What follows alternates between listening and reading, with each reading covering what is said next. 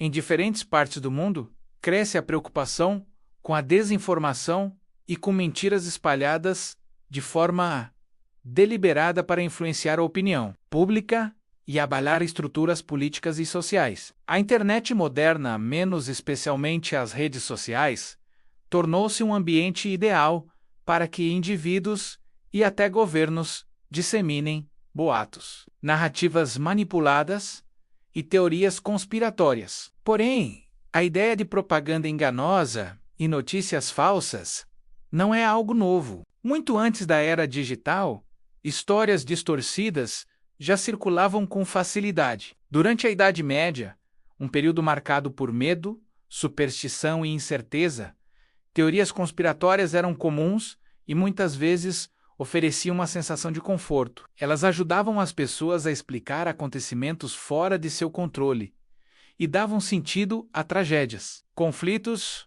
e mudanças políticas. Ao longo deste roteiro, vamos explorar alguns exemplos de rumores maldosos, manipulações políticas e acusações falsas que moldaram a visão medieval do mundo. Mulheres independentes na Inglaterra medieval, boatos sobre rainhas e mulheres poderosas eram extremamente comuns. Muitas dessas mulheres eram ricas, influentes e estrangeiras, o que as tornava alvos perfeitos para fofocas e acusações. Vindas de terras distantes para se casar com reis ingleses, frequentemente eram vistas com desconfiança por parte da população e da nobreza. Juana de Navarra, duquesa da Bretanha e esposa francesa de Henrique IV, foi acusada de manter uma corte cheia de espiões estrangeiros. Essas suspeitas surgiram principalmente após a morte do marido, quando ela permaneceu próxima ao poder como madrasta do novo rei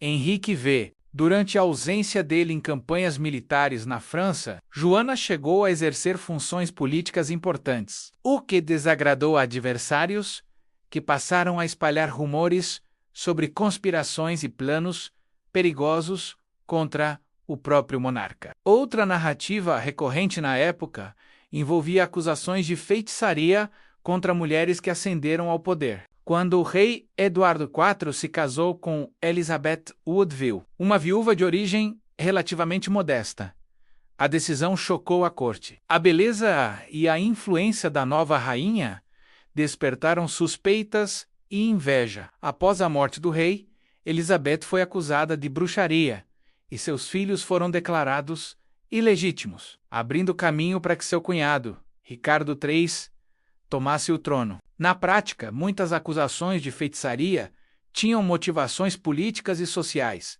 sendo usadas como ferramentas para remover mulheres influentes do cenário público. Ao vencedor, os despojos, a figura de Ricardo III, tornou-se um exemplo clássico de como narrativas manipuladas podem moldar a história. Sua esposa, Anne Neville, acabou envolvida em rumores e acusações que mais tarde seriam tratados como fatos por alguns cronistas. Após o fim da Guerra das Rosas e a ascensão da dinastia Tudor ao poder, surgiu uma versão oficial que retratava Henrique VII como um herói e Ricardo como um vilão cruel. Historiadores ligados ao novo regime escreveram obras exaltando o novo rei, enquanto descreviam Ricardo como deformado, perverso e assassino. Chegou-se a afirmar que ele havia matado a própria esposa para se casar com outra mulher e consolidar alianças políticas.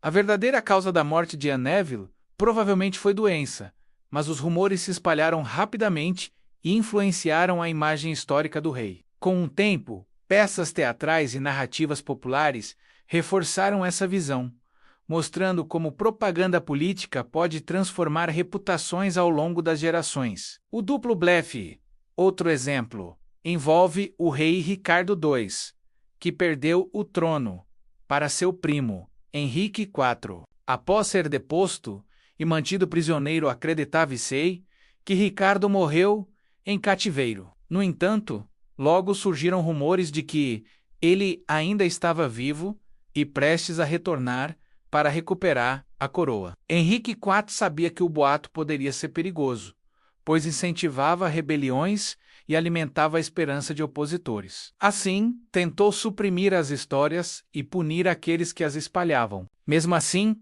inimigos políticos viram a oportunidade. Na Escócia, um impostor foi apresentado como sendo o verdadeiro Ricardo II.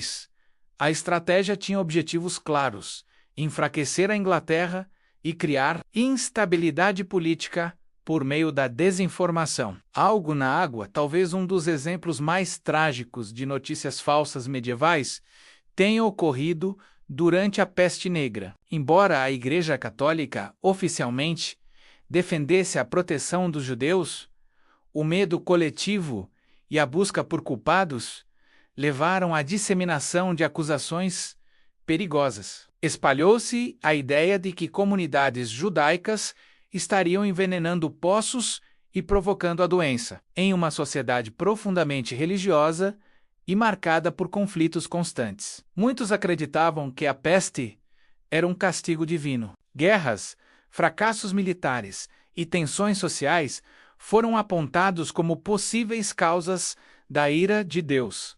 Eventualmente, surgiu a narrativa de que a presença de judeus seria a origem do problema. Essa acusação ignorava explicações mais plausíveis e alimentava preconceitos já existentes. Como resultado, ocorreram massacres em diversas cidades europeias. Comunidades foram atacadas, expulsas e destruídas. Em alguns lugares, milhares de pessoas foram mortas em episódios de violência motivados por medo e desinformação. À medida que a peste diminuiu, os ataques também reduziram, mas o impacto dessas mentiras permaneceu por séculos. Tempo perdido para encerrar, vale mencionar uma teoria conspiratória moderna relacionada à Idade Média, surgida no final do século XX. Ela afirma que cerca de 300 anos da história europeia teriam sido inventados por líderes políticos e religiosos para legitimar seu poder e manipular o calendário. Segundo essa hipótese, imperadores e papas teriam alterado datas para se posicionarem em um momento simbólico da história. Os defensores dessa ideia alegam lacunas arqueológicas e inconsistências cronológicas como prova. No entanto, a maioria dos historiadores rejeita a teoria, apontando registros históricos contínuos em diversas civilizações ao redor do mundo que confirmam a cronologia tradicional. Além disso, evidências arqueológicas, textos contemporâneos e registros culturais contradizem a ideia de um período fictício. Apesar de sua falta de fundamento, essa teoria mostra como o fascínio por conspirações continua presente até hoje. A desinformação não surgiu com a internet. Ela acompanha a humanidade há séculos, moldando narrativas políticas, crenças populares e até eventos históricos. Vivemos atualmente em uma época em que a confiança nas informações é constantemente desafiada. Assim como no passado, acadêmicos, pesquisadores e historiadores desempenham um papel importante ao investigar fontes, analisar evidências e separar fatos de boatos. As teorias da conspiração sempre existiram e provavelmente continuarão existindo, mas compreender sua origem e impacto pode nos ajudar a enxergar a história e o presente com mais clareza.